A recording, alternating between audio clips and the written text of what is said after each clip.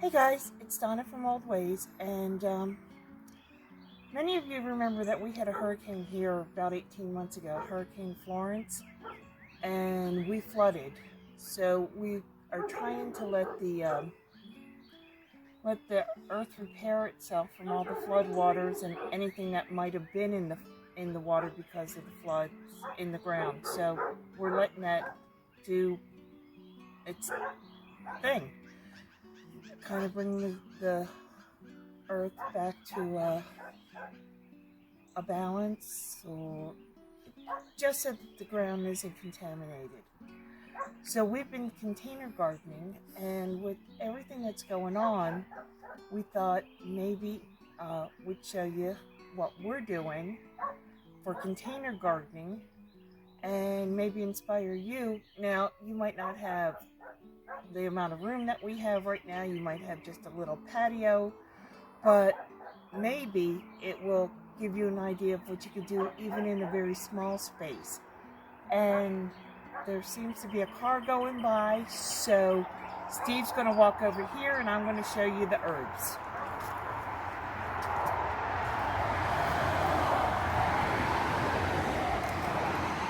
Ew, that was 2 police cars, so we're not going to say anything about them going by. Okay. This is my herb garden. I put some boxes down to help as a weed barrier. And now, these are kiddie pools, and these are the Walmart 50 cents grocery bags, reusable grocery bags that are very good about breathing and letting, not holding a lot of moisture so that the plants don't get drowned. I'm sorry, it's very early and I'm trying to talk. Let's see. Over here, I have 5.5 gallon trash cans that I've drilled holes on the sides and the bottom, and I have rosemary. As you can see, I have fennel here. I have cinnamon, basil,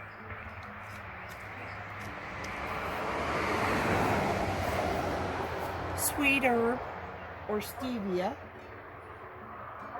mint, tarragon and chives. Back here is lemon thyme, and then I think that's German thyme, curly parsley, oregano, dill, more oregano, sage, lemon balm, cilantro, and I am bartering with Big Bear Homestead. I'm making 4 masks in exchange for echinacea and feverfew. So I will put another bag or container or something out here. But I do have over here, I have rue, and I have eucalyptus. Now in these black buckets, you can see starting to pop up in some of them, I have sunflower seeds. Sunflowers, so I just wanted some sunflowers. I need pretty. In these blue Walmart bags, until I can figure out where I'm going to put everything, because again, we want the land to heal itself. I have grapes, I have blackberries, and I have raspberries, and we will find a permanent home for them and set them up. But until then, I'm gonna, when this is all over, I'm gonna take a sample from a couple different spots in the yard, like 3 or 4, and then have it tested and see if the soil has repaired itself yet. Let's see, over here in kiddie pools are Brussels sprouts. And now I'm daring down here, and if I scream and run like a little girl, or scream and run like anybody, it's because I saw a snake down here yesterday, and I fought my natural urge. But let's go. Okay, over here, I've started some seeds. So, let's see, what did I plant? I planted some cucumbers. I planted some nasturtiums. I planted zucchini. I'm not really sure. That's why I have popsicle sticks in there with what I planted. Here, I planted potatoes. And yes, I know these are very shallow for potatoes. But what I will do is put stakes or 1x2s around the center of the pool. And then I will put some kind of wire mesh. And then I'll put some landscaping fabric in there and build it up so that the potatoes I can keep filling in for the potatoes. But you can see they're very healthy, very good plants. Over there, I have some cauliflower, and beyond that, I have cabbages. That's my cabbage patch. Let's walk this way. Oh, and in here with the Brussels sprouts, I also have onions growing, and I have a pool over here with onions. They don't need anything shallow. Deep, because onions sit on top when they grow. So a kiddie pool is perfect. Again, in the 5.5 gallon trash cans, these are zucchinis.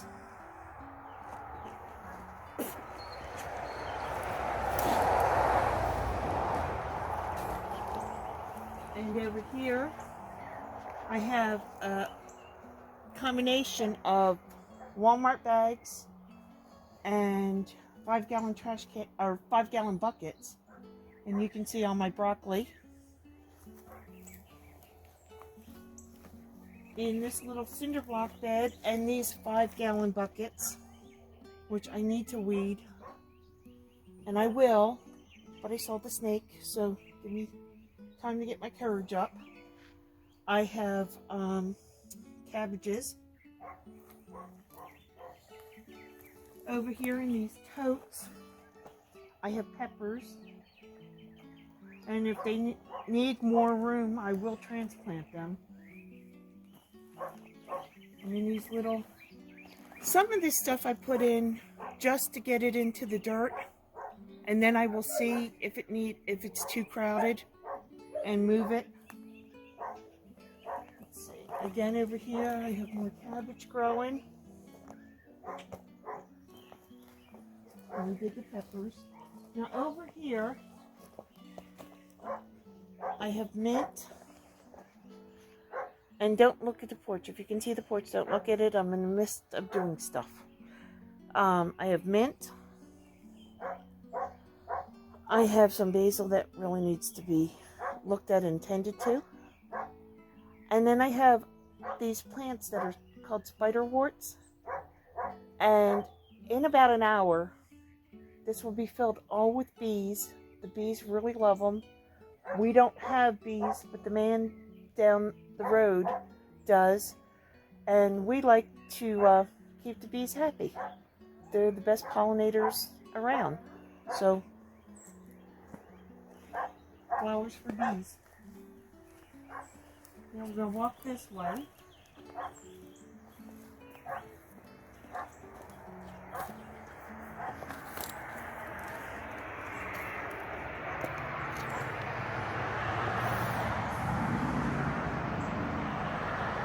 Right here, we have the last of the sugar snaps, and I'm just going to let them stay on there and dry, so I have seeds for the fall. There are some hidden in there. Now this way, let's see. In here, and I don't know if you can see, but I'll point out, we have more potatoes. And I have potatoes in this one as well. And they're starting to come up as well. Right here.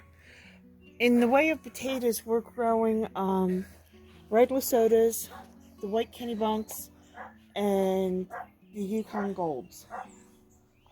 So we have some more sweet peas here. If they do anything, we'll save that for seed too.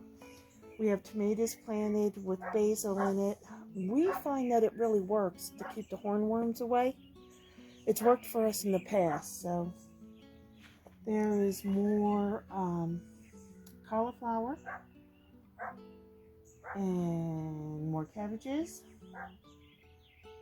And then along the trellis, or cattle panels that we're using as trellises, we have squashes, we have cucumbers, we have eggplant in the pool, the pool closest to the cattle panels. This is our fourth pool of beans. These are the rattlesnake beans. And then lavender over there in the bag. Some blueberry plants that we're going to plant as soon as we know where we can plant them. So pretty much this is our garden.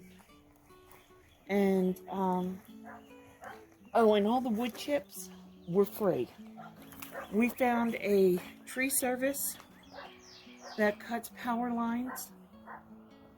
We found a tree service that cuts power lines for the power company, and where they have to dump them is like an hour away, so they dumped them here. We asked them, they dumped them here. They were for free, and we told them if they ever needed to dump again to let us know, because we could use more wood chips, and they were free. I like free. So in showing you taking this little tour through our garden was to show you some options that you might not have thought of. You saw where we put the tomato plants. We've grown tomato plants like that throughout the years because of places that we lived that we couldn't dig up and put a garden. We've also grown bell peppers in 5-gallon buckets. We've grown cucumbers in 5-gallon buckets, and we just built like a little frame, like a little trellis for the cucumbers to grow up on. So you can see a little planter. You can just put some onions in and grow your own onions.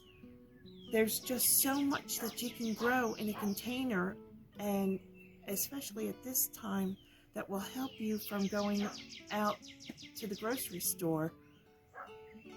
Anyway, I hope this helped.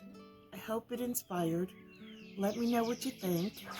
And as always, have a safe and blessed day, and share your knowledge. Bye.